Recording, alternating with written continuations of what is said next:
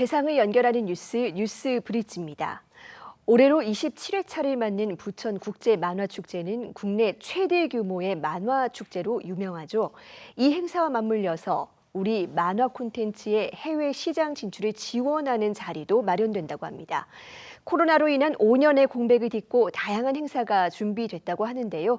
이 한국만화영상진흥원 신종철 원장과 자세한 이야기 나눠보겠습니다. 원장님 어서 오세요. 네, 한국국제만화마켓의 새 이름입니다. 부천국제만화마켓. 지금 코로나 이후에 5년 만에 돌아왔는데 어떤 행사입니까? 그렇습니다. 부천국제만화마켓은 크게 세 가지로 나눠서 말씀드릴 수 있을 것 같습니다.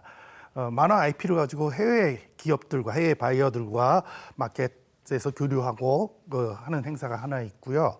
두 번째는 작가들이 국내 기업, 투자자들, OTT 만드는 제작자들에게 자기 피칭을 하는 그런 기회를 주는 행사가 두 번째입니다. 그리고 세 번째로는 컨퍼런스입니다. 그래서 세계의 새로운 시장들이 어떠한 특색을 갖고 있고 그 현장은 어떠한지 이런 것들을 소개하는 행사로 크게 세 가지로 구성되어 있습니다.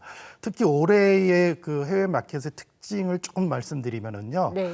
보통 이제 동남아 시장이나 유럽 시장은 익숙하지만 사우디나 인도라는 새로운 시장이 올해 해외 마켓에 참여합니다. 그 사우디 같은 경우는 빈 살만이 만든 재단의 그 기업들이 참여해서 새로운 시장으로서의 영역들을 넓히지 않을까 이런 기대도 갖고 있습니다.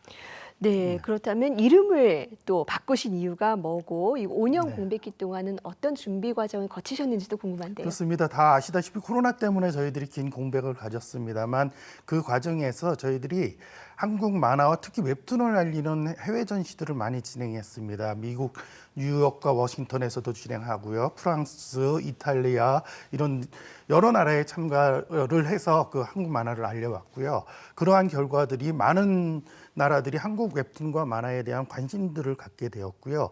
그것이 만화도시 부천이라고 하는 부천에서 이제 이 사업들을 주도해 나가자는 차원에서 부천 국제 그 마켓을 진행하게 되었습니다. 네, 해외 콘텐츠 기업들의 참여도 지금 예정이 되어 있는데요. 네. 세계적으로 어떻습니까? 우리 만화에 지금 관심 많은 추세일까요? 정확히 말씀드리면 웹툰에 대한 관심이 많습니다. 그렇습니까? 그러니까 한국 예. 만화에 대한 관심보다는 한국 웹툰이라는 게 고유 명사화되어 있고요. 많은 젊은이들이 핸드폰을 사용하면서 핸드폰을 통해서 만화를 보는 문화들이 확산되고요.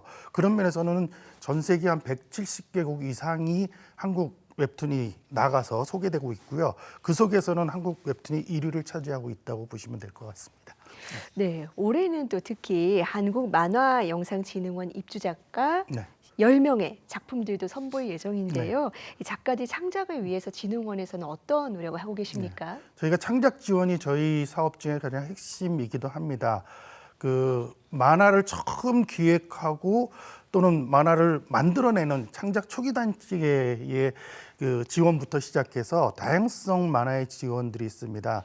사실 이렇게 그 웹소설 중심으로 해서 흔히 로맨스나 판타지 지금 잘 나가는 만화뿐만이 아니라 다양한 영역들의 만화들이 나와야만 한국 만화가 힘을 가질 수 있다라고 생각하고 있고요. 그래서 매년 한 25억 정도, 그리고 초기 단계에는 8억 정도에서 한 30여 억 원을 지원을 해서 한국 만화의 힘을 키우고 있습니다. 네, 창작자들에게 상당한 힘이 될 것 같습니다. 그렇습니다.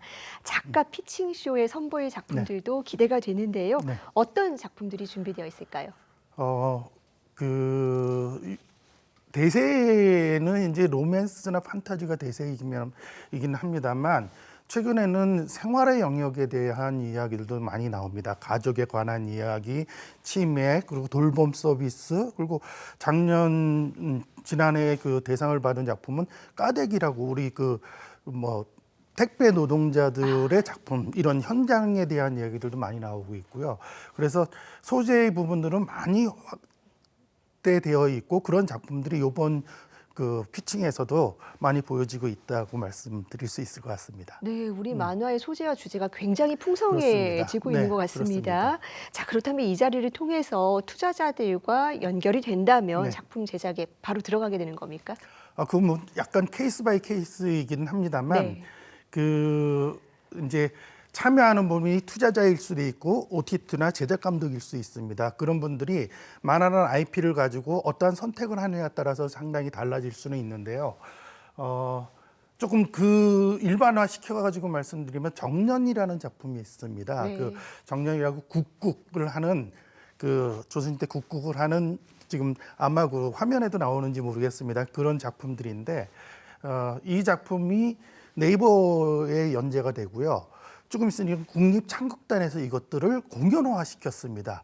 그리고 올 10월에는 드라마로 또 이게 방영이 됩니다. 이렇게 하나의 IP를 가지고서 공연이나 또는 음악 이렇게 제작이 되기도 하고 또는 드라마로 연결되기도 하고 또는 영화로 연결될 수도 있고 그거는 이제 그 사정 상황에 따라서 IP가 다양하게 활용될 수 있다고 말씀드릴 수 있고요.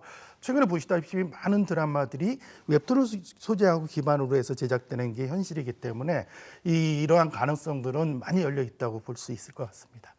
네, 국내 우수한 작품들이 해외로 진출할 수 있도록 또 여러 가지 그렇습니다. 측면에서 네. 지원하실 계획인데 네, 구체적으로 어떤 계획 갖고 계십니까? 예, 그 해외 전시뿐만이 아니라 바로 그 내년만 해도 여러 가지 제안도 있고 여러 가지 초청되는 일들도 많이 있습니다. 1월 달만 해도 프랑스 앙굴렘이라는 유명한 만화 도시거든요. 그 앙굴렘에서 한국 웹툰, 한국 만화를 소개하는 전시가 요청이 돼 있습니다. 그래서 네. 1월에 저희가 그 전시를 해서 한국 만화를 알릴 거고요. 저희가 그 몇 년 동안 지속적으로 교류하고 있는 나폴리 코미콘에서는 저희가 그 거기에 비즈 미팅까지 해가지고 한국 기업들이 진출할 예정으로 저희들이 잡혀 있습니다. 그리고 최근에는 브라질의 유명한 코미콘을 하는 축제 그 회사에서 와서 저희들이 거기에 참여해달라고 요청하고 있고 그 내용들을 교류하고 있는 상황입니다. 그래서 한국 만화는 많은 지역에 아마 진출하는 이런 계기들을 내년에 만들지 않을까 이렇게 생각하고 있습니다. 네, 그렇다면 이런 노력들을 통해서 우리 만화계에 어떤 변화가 이어질 걸로 보십니까? 그렇습니다. 그 한국 만화에 대해가 알려지고 한국 웹툰이 알려지는 것들이 바로 이러한 산업으로 연결되어서 많은 부가가치를 창출하는 일들로 같이 갈 수 있다라고 생각을 합니다. 최근에 그 모 플랫폼이 코스닥 상장에서 많은 기대를 갖고 있고 커졌구나 하지만 아직 세계의 만화 시장은 더 넓고 더 가능성이 많이 있습니다. 우리가 진출하고 보이는 것은 일부분이라고 말씀드릴 수 있고요. 이러한 저희들의 노력이 아마 한국 만화와 한국 만화 산업이 세계를 진출하는 그러한 좋은 계기가 되지 않을까 이렇게 생각하고 있습니다. 네, 이런 노력들을 통해서 우리 창작자들이 힘도 얻고 네. 우리 만화가 더 넓은 세계로 진출하는 계기가 되기를 바라겠습니다. 네, 오늘 맞습니다. 말씀 고맙습니다. 네, 감사합니다.